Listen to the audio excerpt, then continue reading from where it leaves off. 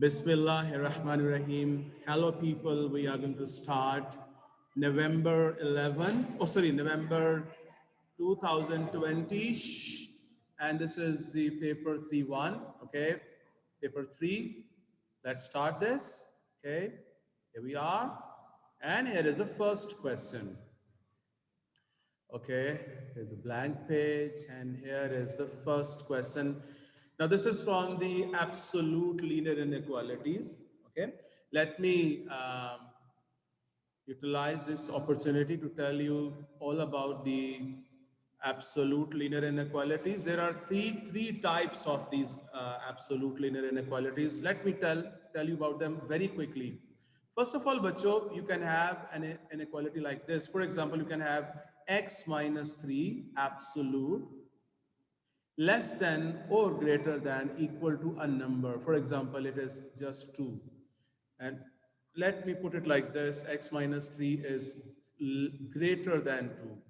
So when you remove this absolute sign here, this becomes x minus 3 is between minus 2 and 2. And when you remove the sign of absolute from here, this means x minus 3 is either less than minus 2 or it is greater than 2. The reason is that if you want to get rid of this absolute mark here, you can square this as well. When you square this, bacho, this becomes x minus 3 whole square is less than 4. Now, from a linear inequality, this changes into a quadratic inequality. Hai na? So for this, to solve this, you should move this 4 to the left-hand side. Okay? And then this becomes x minus 3 plus 2 into x minus 3 minus 2 is less than 0. This is x minus 1 and x minus 5 less than 0.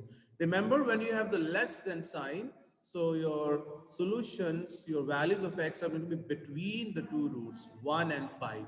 And same will go on over here until you reach the step, for this, until you reach here, x minus 1 into x minus 5 is greater than 0. So here, it has to be beyond the two roots. It is x is either less than 1 or x is greater than 5. Now, this was the first type of the absolute linear inequalities. Okay? That was the first type.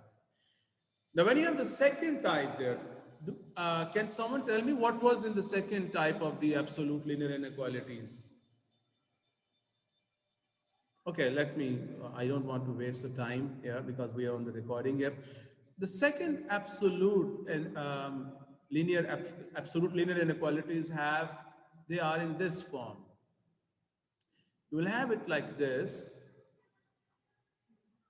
and you will have the absolute mark on both the sides. There will be linear expressions on both the sides with the absolute on both of them. Okay, so the moment you square them, this is going to be 2 minus 5x squared that is greater than 4 into x minus 3 squared. You can solve it thoroughly, and the moment you have squared this has changed into a quadratic inequality, and you can solve this.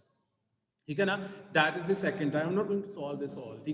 But I'll be solving the third category. This question number 1 of this paper is from the third type of absolute linear inequalities. Do you know what is special in it? Why do we say that this is the third type? No, both of them are linear. They are both linear. Only one side has got the absolute mark on it. Okay, so this is the dangerous one. So when you have to solve this, the start would be the same. You would, this, to get rid of the square, to get rid of these absolute marks, you will have to square this. Okay, so once you square, yes, this has changed into again a quadratic inequality. Let's solve this quickly. This will be 2 minus 5x plus 2 into x minus 3. I'm skipping the step where I had to move this onto the left hand side. So I'm just applying that a minus b into a plus b wali cheez here. 2 minus 5x minus 2 into x minus 3. and that is greater than 0. Now, this is going to be 2 minus 6 is going to be minus 4, minus 5x plus 2x is going to be minus 3x. Okay, this is 2 plus 6, that is going to be 8, and minus 5x minus 2x is minus 7x. Okay, that is greater than 0. Acha, then we can take minus common from both the brackets. So there is no need to change the sign of an equality. This simply becomes 3x plus 4 into 7x minus 8, that is greater than 0. Now suppose if this was like this, 2 minus 5x absolute on it, and then 2 into this. Now some of you might be confused with this too. A constant, if it is inside the absolute mark or outside the absolute mark, that makes no difference. Okay, so now the steps would be same. You will have to square and you will be reaching at this point here, 3x plus 4 into 7x minus 8, that is greater than 0. Now, what is the difference? Why this is the second degree of the absolute linear inequalities and why this is a third type? Okay, the reason is that you get the answer from here. X is either less than minus 4 over 3 or x is greater than 8 over 7. You get the same solutions from this as well. This is just 1 minute, beta. X is less than minus 4 over 3 or x is greater than 8 over 7. Up to this, everything is same. But if it is a third type, you will have to test both of these solutions. You might have to cancel one of these solutions over here. Okay? And if you remember our classes, I have shown you through the sketches that because of the absolute or just one of them, we normally have something like, one of them becomes like this and the other is going to be like this. There is just one time intersection taking place between them. So that is why we might have just one of these two solutions to be the right solution. So you will have to test at the very end. Remember, you have to test both of these inequalities at the very end, that which one of these two is going to be the correct one. Okay. So the two solutions are either one is less than minus 4 over 3, the other is more than 8 over 7. So you test this, take any number which is less than minus 4 over 3. Let's say that is minus 2, minus 2. So let's put that minus 2 over here. 2 minus 5 into minus 2, if that is really, you put a question mark here, that is really greater than minus 2 minus 3. This gives you 12 if it is really greater than 2 into 10. Yes, this is true. Okay, this is true. So this is the right answer. Let's check with this as well. Take a number more than 8 over 7, that is 2. Okay, let's test this with the 2 now. Okay, so when you test this with 2, so this is going to be 2 minus 5 into 2 if this is really greater than 2 into 2 minus 3.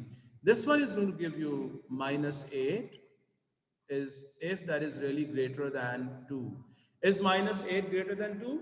No. So that means you will have to cancel out this answer and you will state this value only. That is the right answer over here.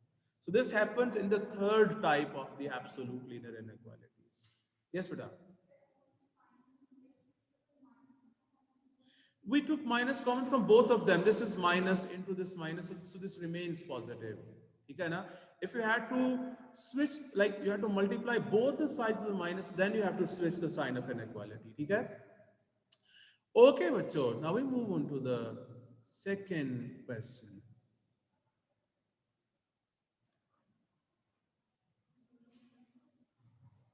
Okay, you see, the second question is from the complex numbers. This rarely happens. This comes towards the end of your paper.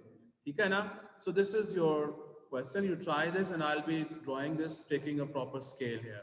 Okay.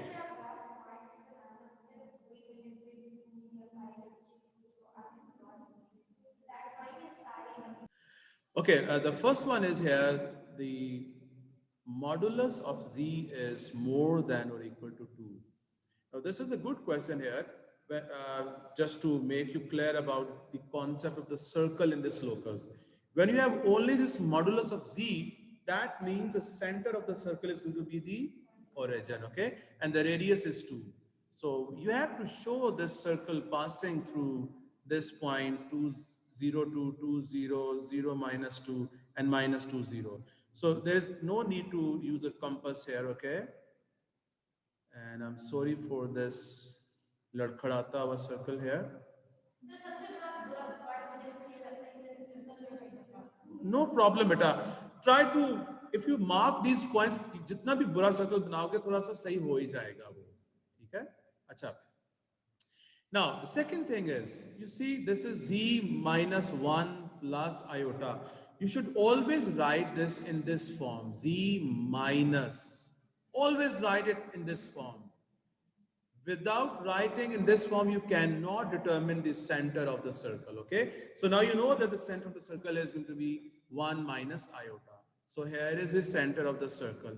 And since you have the radius that is 1, so now you must know that it has to pass from this point, this is going to be this 1 minus 2 here, and this is going to be 2 minus 1 here, okay?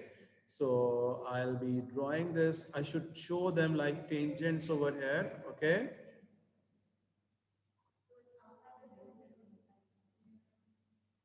Okay, enough.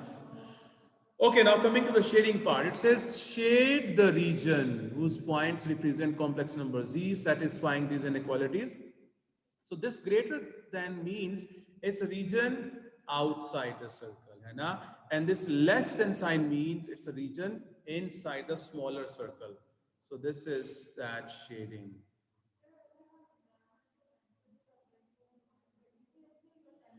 I think shading this with the pencil is always a risk because these papers have to be scanned, and they check this on the computer. ठीक है ना?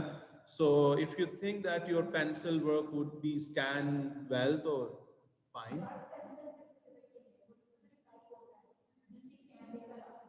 ठीक है? Okay. So this is your second question, बच्चों. Let's move on to the third question. Okay.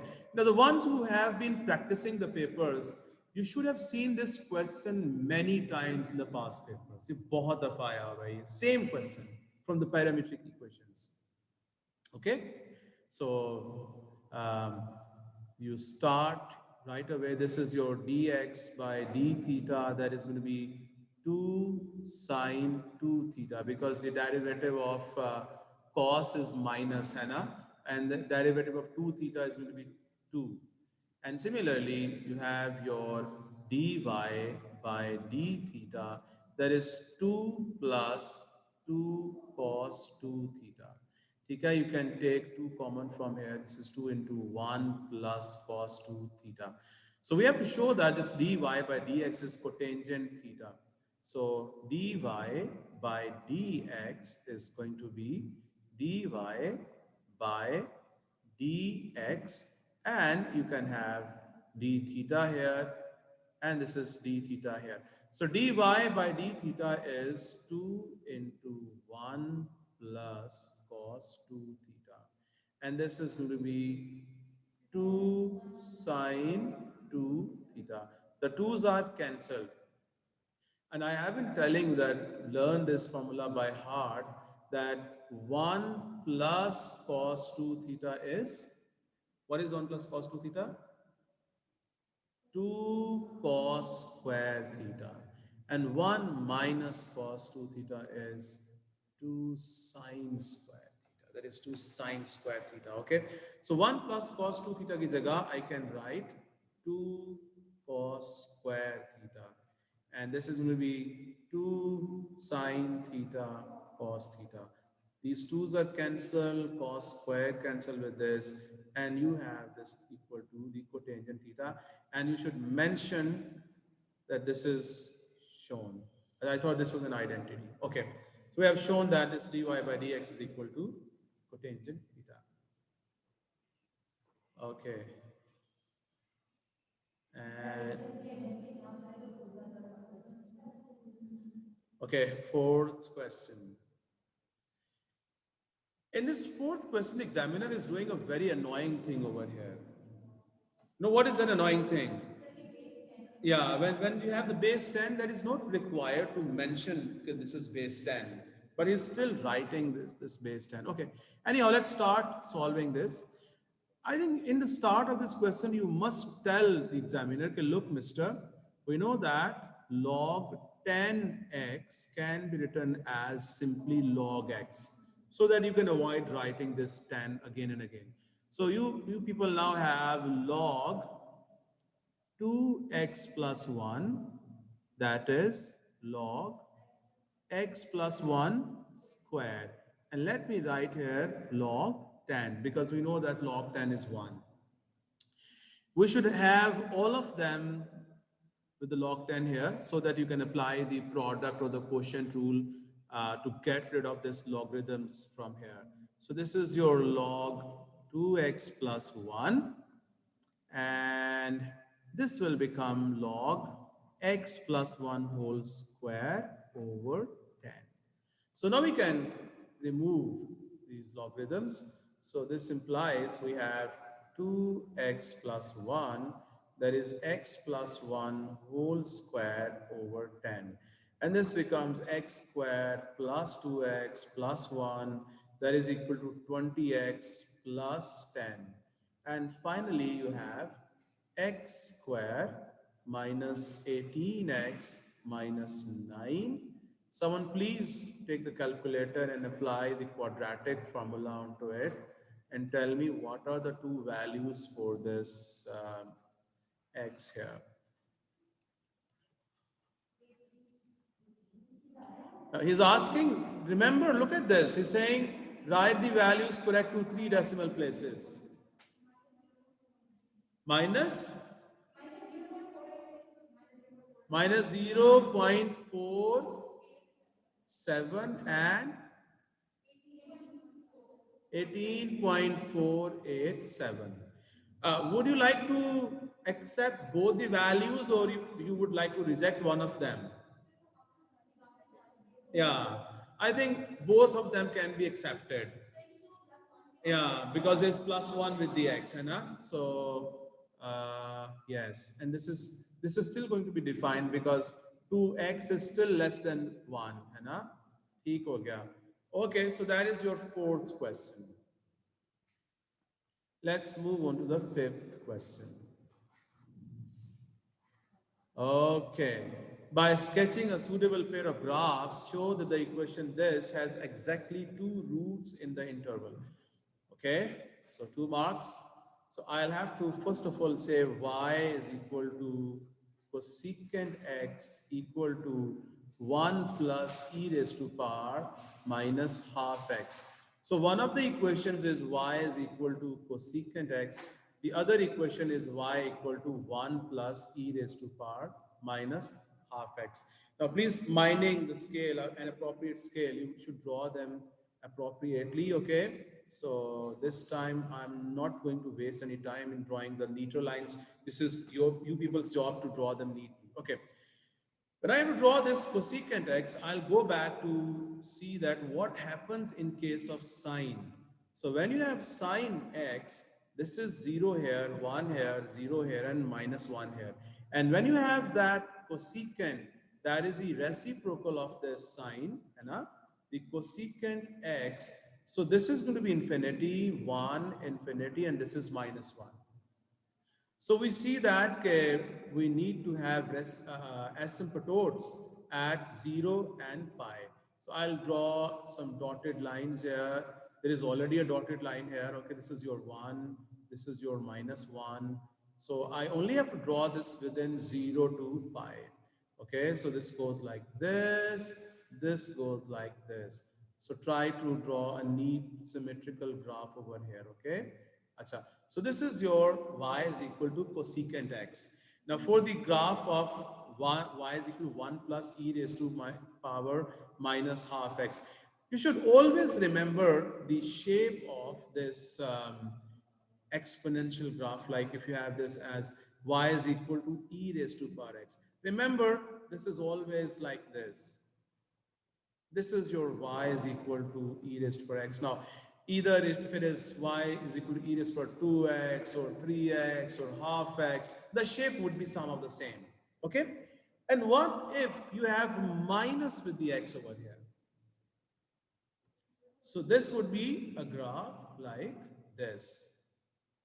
Here, and this will go here. This is your e raised to minus x. And for the minus values of x, this is going to be positive, going up, and for the positive values, it is going to go down here. Okay? So, but here there is a plus 1 as well. So when there is plus 1, bacho, plus 1, so that has to be translated one step up. Okay? So this 0 would be 1 now, and this would be 2 over here. So that means I can draw here a dotted line, okay? And I can show the graph like this. Like this, okay? And you can draw a neater curve. This one is not the neat one, like this.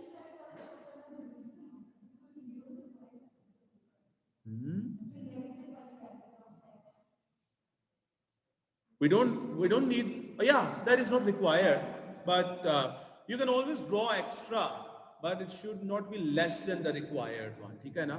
So we had to show that there are exactly two roots here. Okay, na? So this means it is first root here, and here is the second root. Okay? And then we move on to the second part. It says the sequence. I think I can erase this sketch. Okay. I can erase this. Okay. Now it says the sequence of values, blah, blah, blah. Now he has given us the initial values. So this is sometimes a problem. You have to guess the initial value by looking at the sketch, or like, you have to, sometimes you have to go for the hit and trial as well. Okay. So this is, you will show that x1 is 2, and then you will say that x2 is going to be pi minus, this step is required to be shown here, okay? 1 over e raised to power minus half into 2, and then plus 1.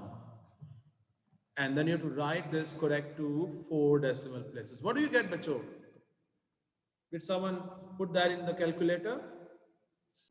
Okay, this is through the calculator, 2.3217. Remember to keep these iteration results correct to 4 decimal places.